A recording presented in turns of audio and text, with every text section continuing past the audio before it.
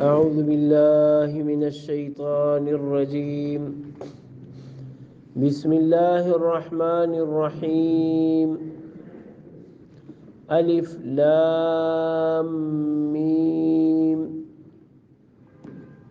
ذلك الكتاب لا ريب فيه هدى للمتقين الذين يؤمنون بالغيب ويقيمون الصلاة ومما رزقناهم ينفقون صدق الله مولانا العظيم.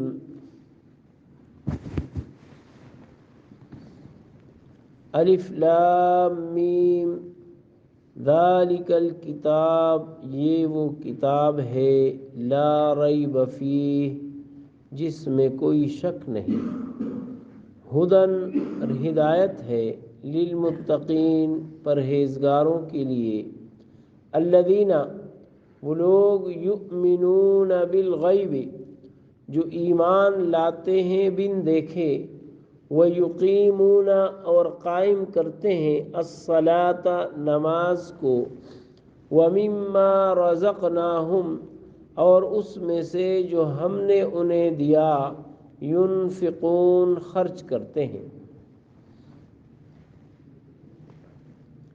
الف لام میم یہ ایسے حروف ہیں جو الگ الگ پڑھے جاتے ہیں، توڑ کر پڑھے جاتے ہیں، اس لیے ان کو حروف مقطعات کہا جاتا ہے۔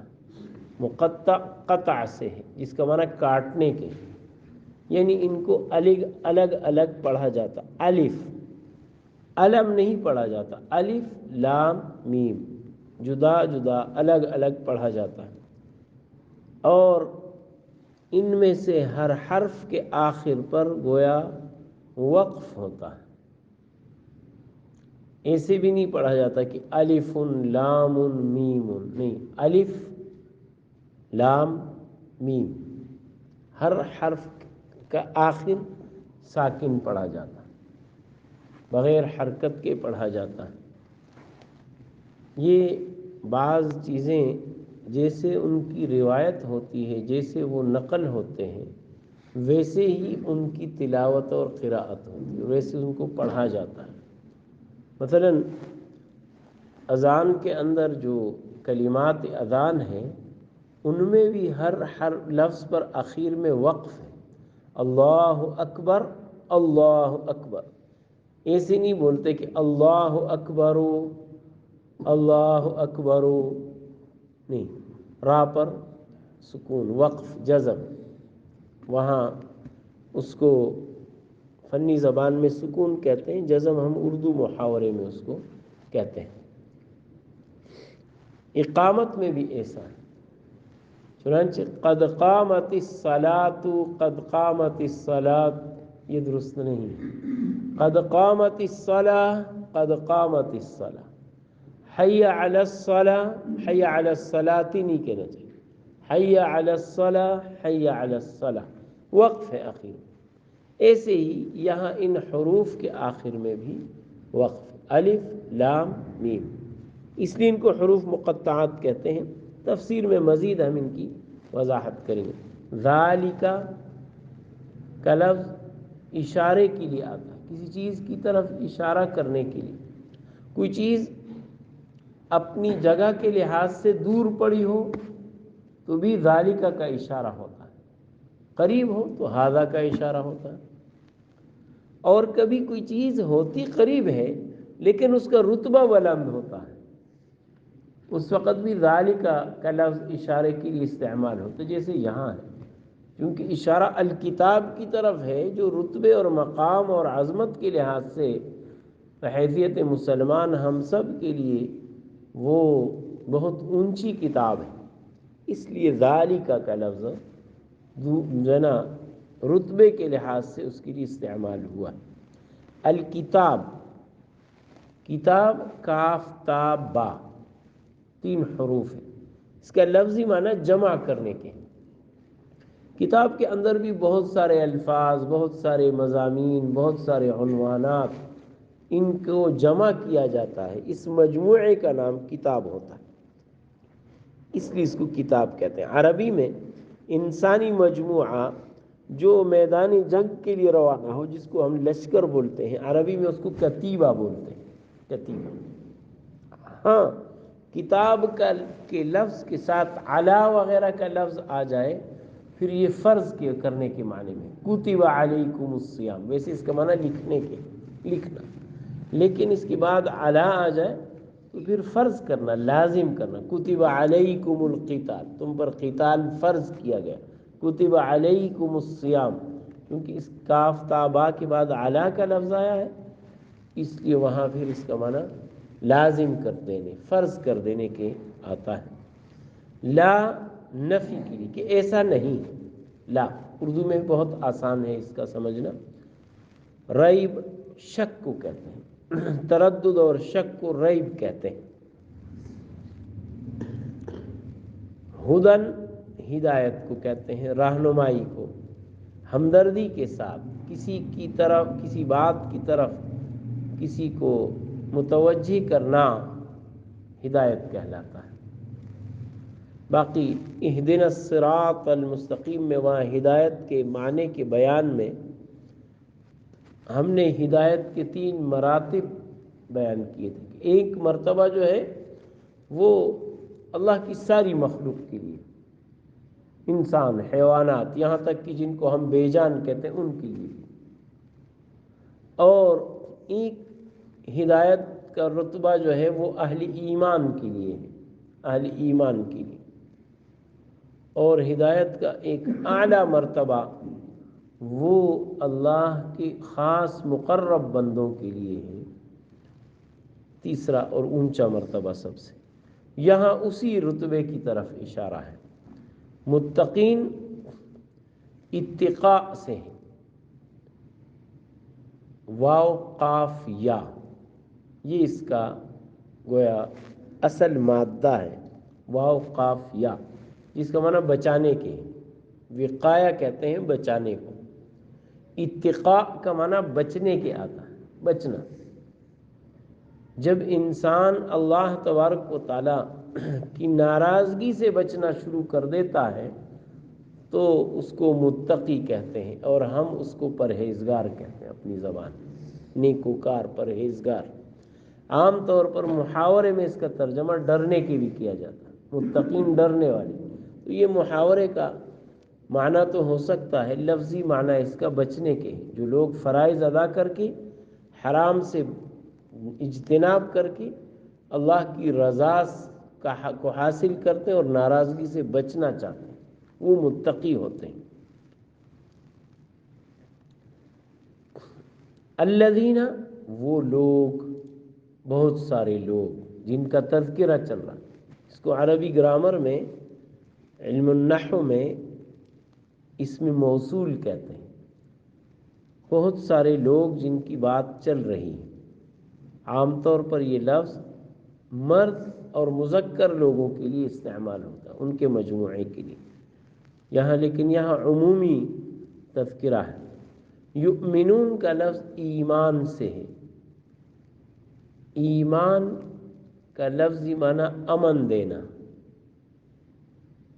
جب آپ کسی پر بھروسہ کرتے ہیں تو گویا اپنی طرف سے آپ اس کو یہ امن دیتے ہیں کہ میں آپ کو جھٹلاؤں گا نہیں، اپنی تکذیب سے اس کو امن دیتے ہیں، اس لیے ایمان کو ایمان کہتے ہیں۔ حضرت مولانا مفتی شفیع صاحب رحمۃ اللہ علیہ نے علم الکلام اور علم عقائد کی کتابوں کے حوالے سے لکھا کہ ایمان کہتے ہیں کسی کی شخصیت پر اعتماد کر کے اس کی بات ماننا، اس کو ایمان کہتے ہیں۔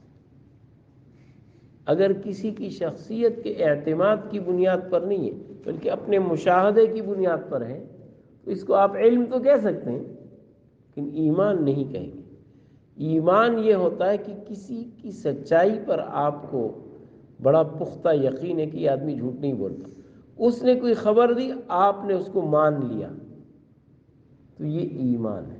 گویا ایک ماننا ہے، ایک عمل کرنا ہے، یہ بھی الگ ہو گیا، اور ایک جاننا ہے، یہ بھی الگ چیز ہے۔ ایمان جاننے کا نہیں، ماننے کا نام ہے۔ جانتا تو شیطان بھی ہے کہ حق کیا ہے، باطل کیا ہے، اسی طرح سے،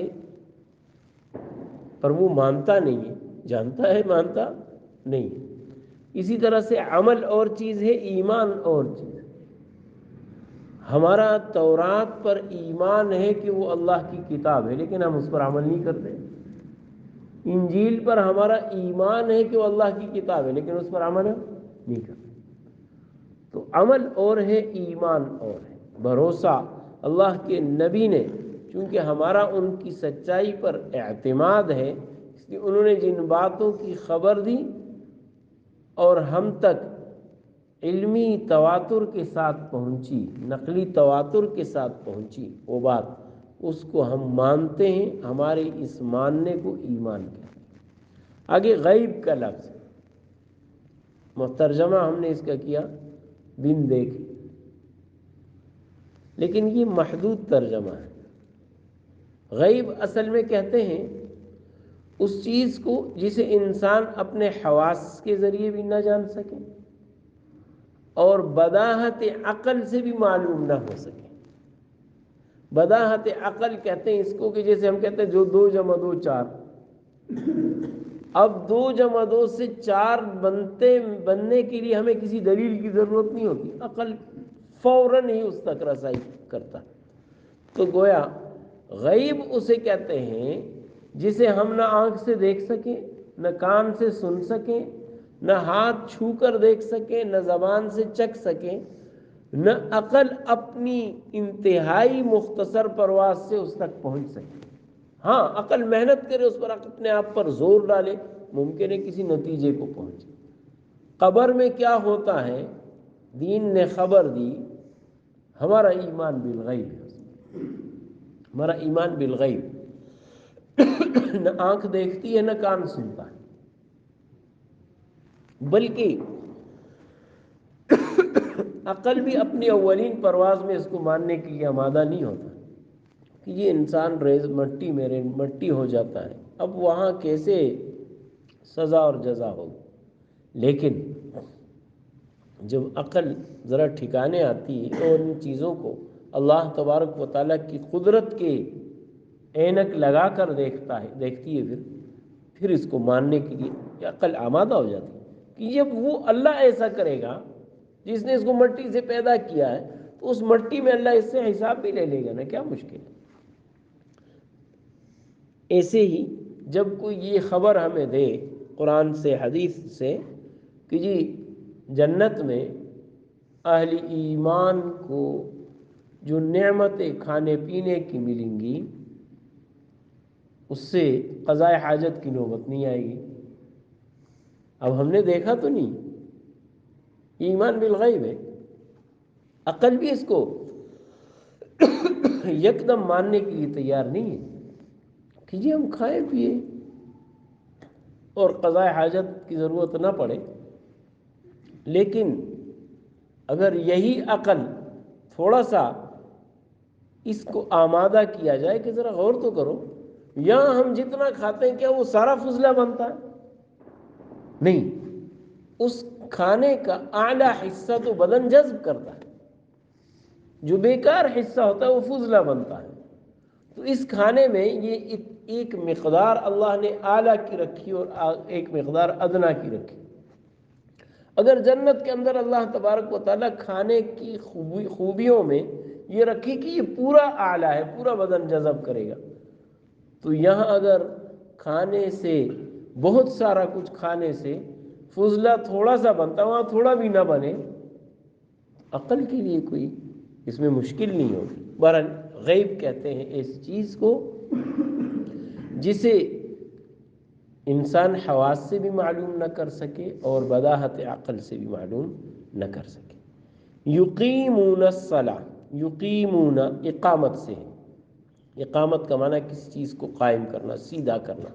قائم کہتے ہیں کھڑے ہونے والے کو، تو نماز کو قائم کرنا، نماز کو کھڑا کرنا۔ یہ لفظی معنی ہے اس کا۔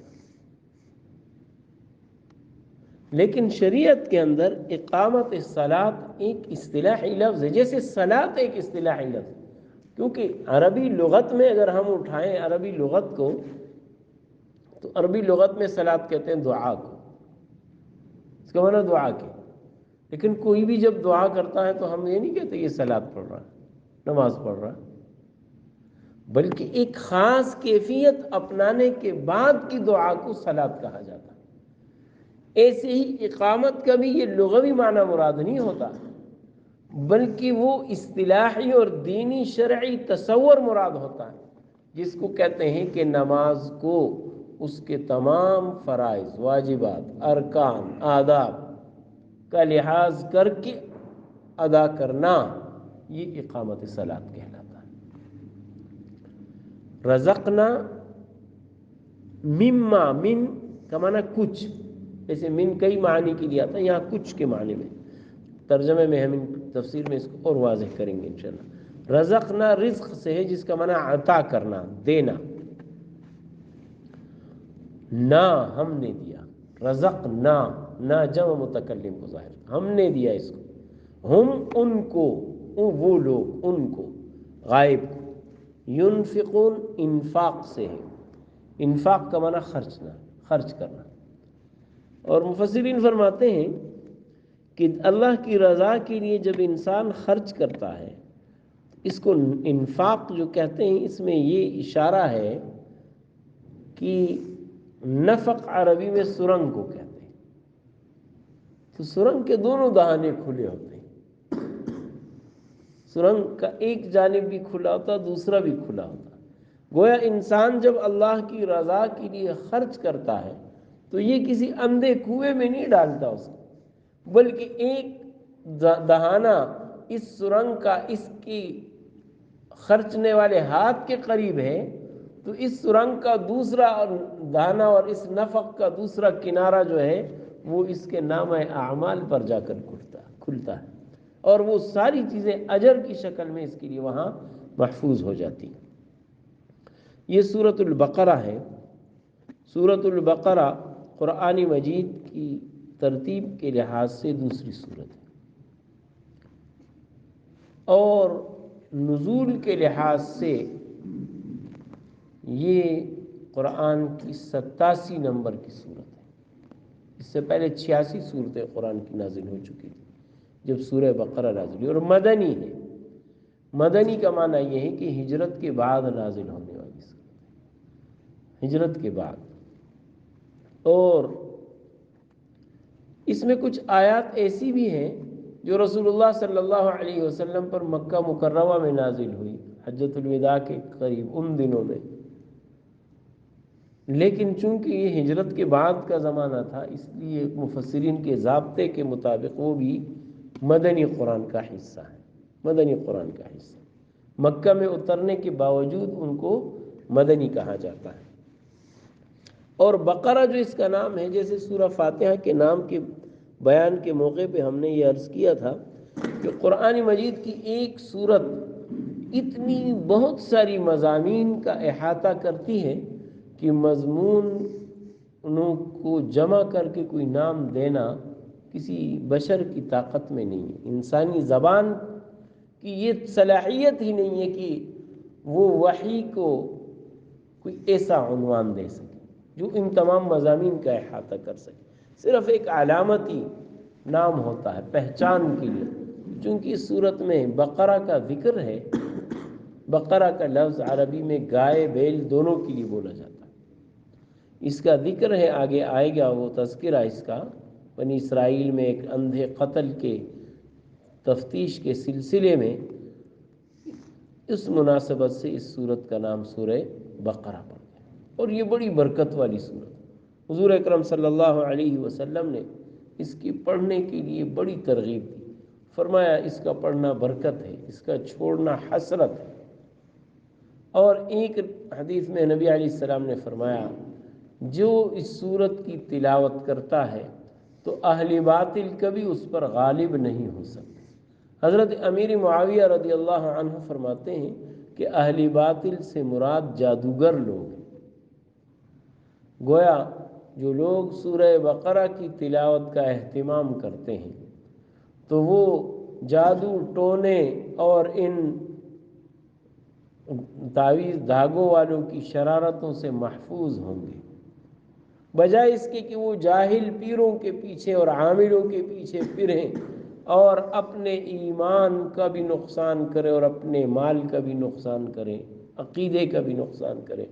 تو خود ان چیزوں کا مسنون اذکار کا اہتمام کریں اور سورہ بقرہ کی تلاوت کا اہتمام کریں۔ ایک حدیث میں ہے، حضرت عبداللہ ابن مسعود رضی اللہ عنہ فرماتے ہیں کہ سورہ بقرہ کے اندر 10 آیتیں ایسی ہیں کہ اگر اس کو بھی کوئی پڑھتا ہے گھر میں تو اس گھر میں جنات اور شیاطین جو ہے ان کی شرارت سے وہ گھر محفوظ ہو جاتا ہے۔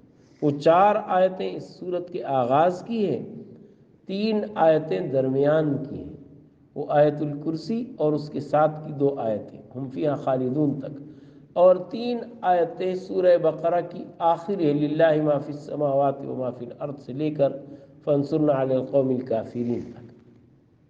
یہ 10 آیتیں جو ہے فرمایا اس کی بھی بڑی فضیلت ہے اس حوالے سے۔ بہرحال اس کے اندر احکامات بھی بہت ہیں، چنانچہ تفسیر قرطبی وغیرہ میں ہے کہ اس کے اندر اللہ تبارک و تعالیٰ کی اوامر جو ہیں وہ بھی ہزاروں ہیں، 1000 امر ہیں، 1000 نہیں ہیں، 1000 خبر ہیں، 1000 حکمتیں ہیں، بہت بڑی صورت۔ حضرت عمر فاروق رضی اللہ عنہ نے جب اس کو تفسیر کے انداز میں سیکھنا چاہا تو فرمایا 12 سال لگے ان کو سیکھنے، 12 سال سورہ بقرہ۔ اس لیے یہ بڑی عظیم مرتبہ صورت ہے سورہ بقرہ۔ اس کے ابتدائی جو الف لام میم ہے، حروف مقطعات، اس کا ترجمہ کیا ہے، اس کا مطلب کیا ہے، یہاں سے انشاءاللہ ہم کل دوبارہ انہی آیتوں پر بات کریں گے چونکہ ہمارا وقت ہو گیا۔ وآخر دعوانا الحمد للہ رب العالمین۔